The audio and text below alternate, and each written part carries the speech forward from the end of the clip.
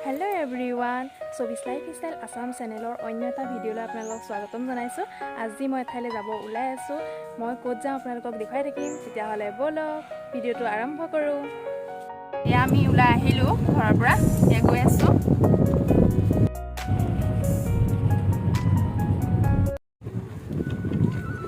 আমি মন্দিৰ আহি পাইছোহি।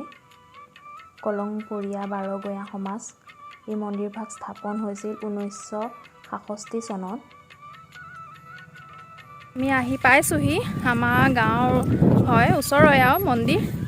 ইয়াত 12খন গাঁৱৰ মন্দিৰ হয়, সকলো মিলি এই মন্দিৰভাগ বনোৱা আছে ইয়াত। এতিয়া আমি আহি পাইছোহি, ইয়াত বন্তি লগাম। আপোনালোকক দেখুৱাই আছো ভিতৰত গৈ।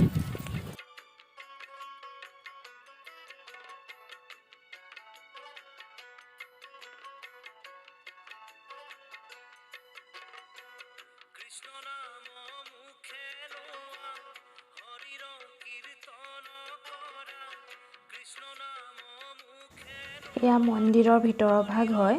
আমি এতিয়া বন্তি লগাবলৈ লৈছোঁ।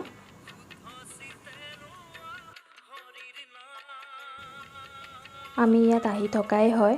আজি আহিলোঁ, সেই ভাবিলোঁ আপোনালোককো দেখুৱাওঁ। এয়া বন্তি গছ যে দেখিছে, সদায় জ্বলি থাকে এইদৰে।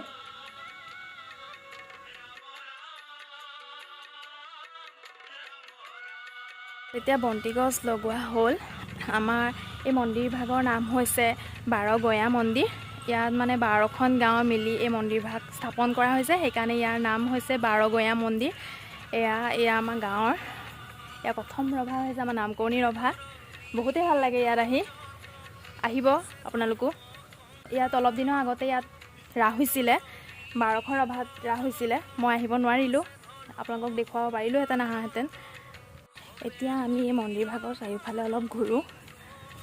আপোনালোকক দেখুৱাই আছোঁ। চাওক, ইয়াত প্ৰতিখন গাঁৱৰে প্ৰতিখন ৰভা আছে।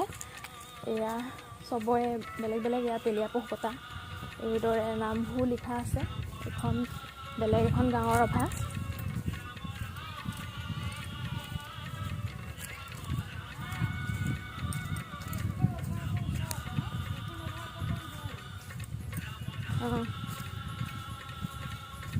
চাওক, ইমান এটা সুন্দৰ পৰিৱেশ।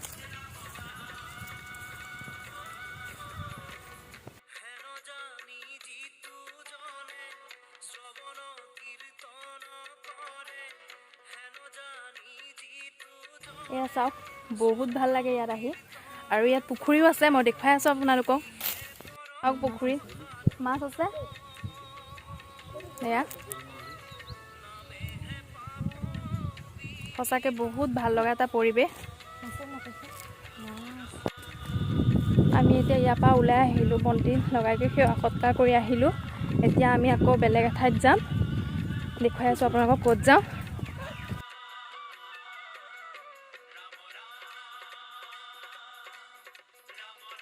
আপোনালোকক বৌ আৰু দাদাৰ লগত চিনাকি কৰিব ওলাইছোঁ। এয়া নমস্কাৰ, হেপী বিহু। দাদা আৰু বৌ হয়।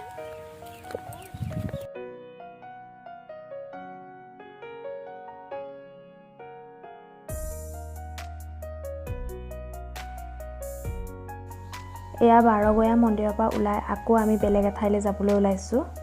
মই ক'ত যাওঁ দেখুৱাই আছোঁ আপোনালোকক।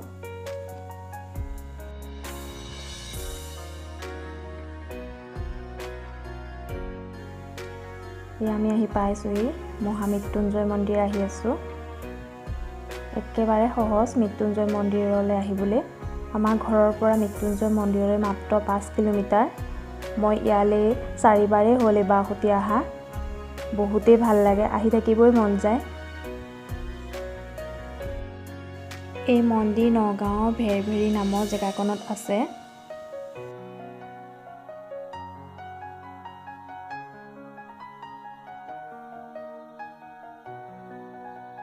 এয়া আমি আহি পাইছোঁহি, মহা মৃত্যুঞ্জয় মন্দিৰ আহিছিলোঁ।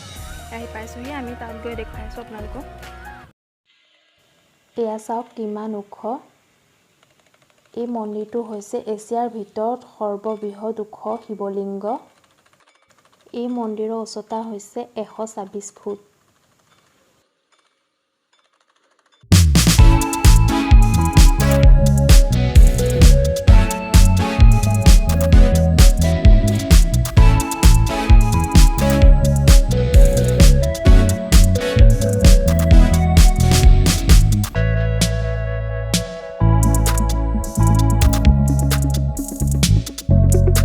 মৃত্যুঞ্জয়ে বহু বছৰ আগতে ইয়াত যজ্ঞ কৰিছিল আৰু শিৱলিংগ স্থাপন কৰি পূজা পাতিছিল। মৃত্যুঞ্জয় যজ্ঞ য'তে ত'তে পাতিব পৰা নাযায়। ভাৰতৰ 3টা স্থানতহে এই যজ্ঞ পাতিব পৰা যায়। ইয়াত যে গুৰু শুক্ৰাচাৰ্যই বহু বছৰ আগতে যজ্ঞ কৰিছিল, এই ইতিহাস আকৌ উদ্ধাৰ কৰিছিল শ্ৰী শ্ৰী ভিভুগী মহাৰাজ দেৱে। ইয়াত যেতিয়া মন্দিৰৰ স্থাপনৰ কৰাৰ বাবে পাৰ্লিং কৰা হয়, তেতিয়া 37 ফুট তলৰ পৰা যজ্ঞৰ কিছুমান সামগ্ৰী উদ্ধাৰ কৰা হৈছিল। সেয়ে ইয়াত মহা মৃত্যুঞ্জয় মন্দিৰ স্থাপন কৰা হয়। এই মন্দিৰৰ কাম এতিয়াও সম্পূৰ্ণ হৈ উঠা নাই, বহুতখিনি বাকী আছে। যেতিয়া সম্পূৰ্ণ হ'ব তেতিয়া আমি ভিতৰ ভাগত গৈ পূজা কৰিব পাৰিম। এতিয়া বাহিৰৰ পৰা আমি সেৱা কৰিলোঁ। সঁচাকৈ বহুতেই ভাল লাগে। আপোনালোক যদি অহা নাই আহিব।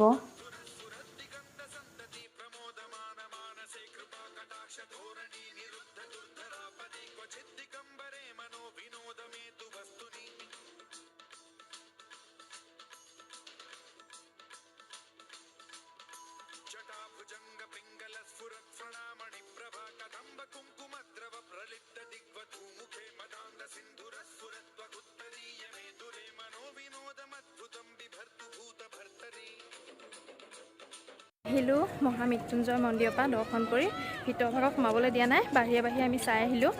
এয়া বহুতেই ভাল লাগিল ইয়ালৈ আহি। এতিয়া আমি ঘৰলৈ গৈ আছোঁ, তাত গৈ পাই আছোঁ লগ।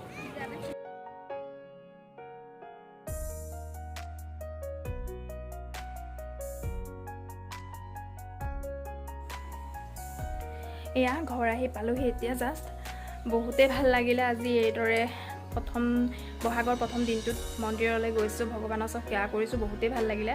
সকলোৱে দুখবোৰ আঁতৰি সুখৰ মুখ দেখক, সকলোৱে অপায় মংগল দূৰ হওক, এই ভগৱানৰ ওচৰত প্ৰাৰ্থনা কৰিলোঁ। আৰু আজি ভিডিঅ'টো মই ইমানতে সমাপ্ত কৰিব বিচাৰিছোঁ। ভিডিঅ'টো চাই কেনে পালে শেষত কমেণ্ট কৰি জনাবলৈ নাপাহৰিব। যদি ভাল পালে লাইক, কমেণ্ট আৰু শ্বেয়াৰ কৰি দিব। লগতে ছাবস্ক্ৰাইব বাটনটো দবাই বেল আইকনটো দবাই দিব। আজিলৈ মই তেতিয়াহ'লে ভিডিঅ'টো ইমানতে সমাপ্ত কৰোঁ। Bye bye.